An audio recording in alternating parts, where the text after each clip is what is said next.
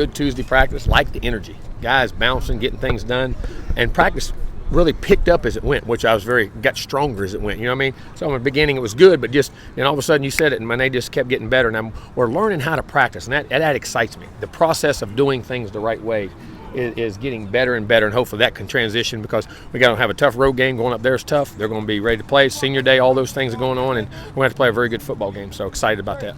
Questions? All eyes are kind of on Auden and what he's done in the receiving game Yeah. this year. Have you seen him develop as a blocker? He's getting better and better and understanding it. And I'm going to tell you now, it's hard. If people don't understand how hard for big guys to get on guys in space and learn to respect guys, but you got to do it like you're running routes, so they don't know if you're running routes, and keep that consistency of routes to blocking, so they don't know how you're playing it, and then it allows that big body to get on him. He's getting better, learning it, and wanting to do it, and he can do it. He can be a complete football player that way.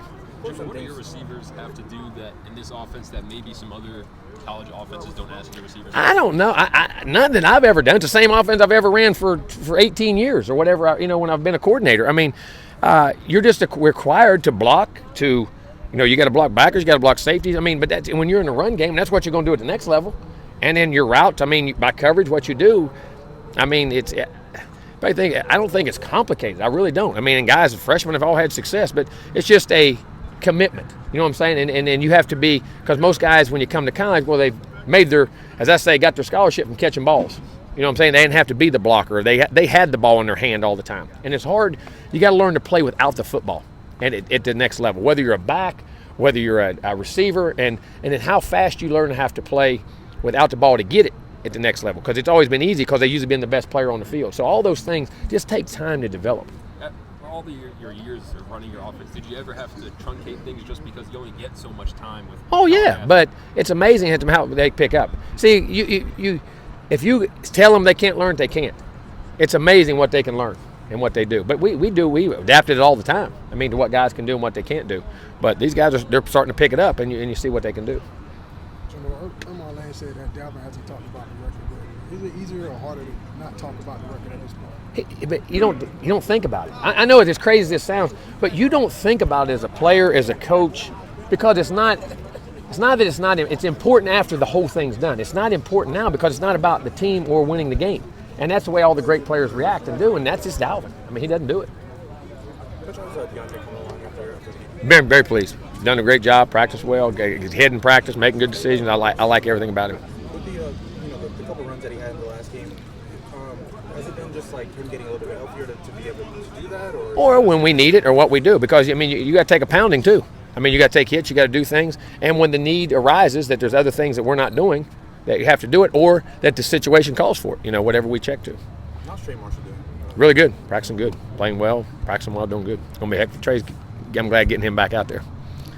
It was encouraging that you're not only getting contributions from freshmen, especially on defense, but it seems like just more and more guys are stepping up each and every the productivity. Week. Not just contributions, but the productivity keeps rising, and the more you can put on them, the more game planning, the things you can do, and the way they're, as I say, growing in confidence with what they're doing, and it's getting better, and that's what you got to have. It's an exciting group. That young group is not only a very good physical group, it's a very good, intelligent mental group that learns very well, which is one of the key things. It's very important.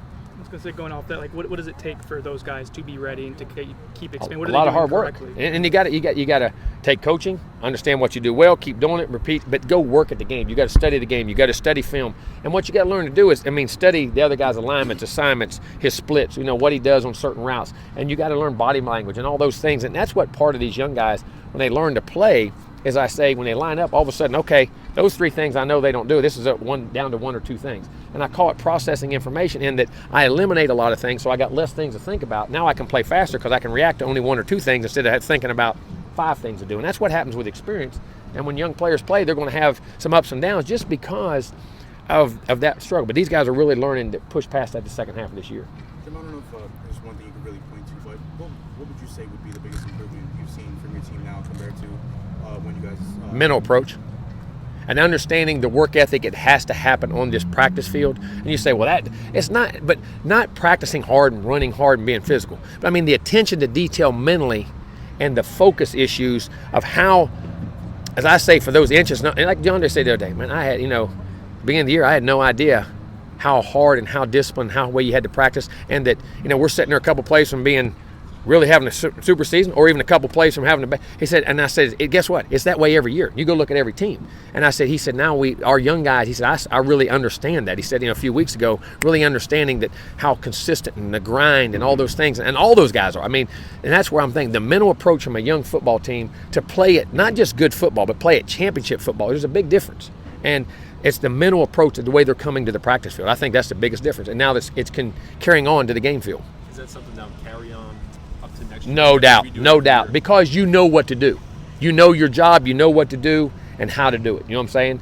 And because it's a learning experience. It's something that you have learned. It's a learned behavior. From last season's team, did this team kind of have some of that? Have some of that carryover? No, well, last year's team had to learn it too, because last year's team was an experienced team, and you had new quarterbacks and new things that went on. It wasn't an old team either, and it was just part of it. And then hopefully, we get a lot of these guys back again. So I'm really looking forward. Not just say wins and losses, but just to how you practice and approach things. And if those usually things go right, then you start getting the results you want. Jim, I don't know if you've seen it, but the New Orleans newspaper reported that. I did when I walked out of a meeting. Had no idea, but here's the thing. Listen, I'm not going to talk about any jobs. I love being at Florida State. I plan on being here, and I'm just getting ready for Syracuse. And that's the last thing I'm going to say on that. And then no offense to anybody or anything else. That's what I'm going to do. All right. I love being here. Is it kind of frustrating the second time this season that's kind of come up? I've already made my statement. All right, we good? We're good? Thank you, guys. Have a great day.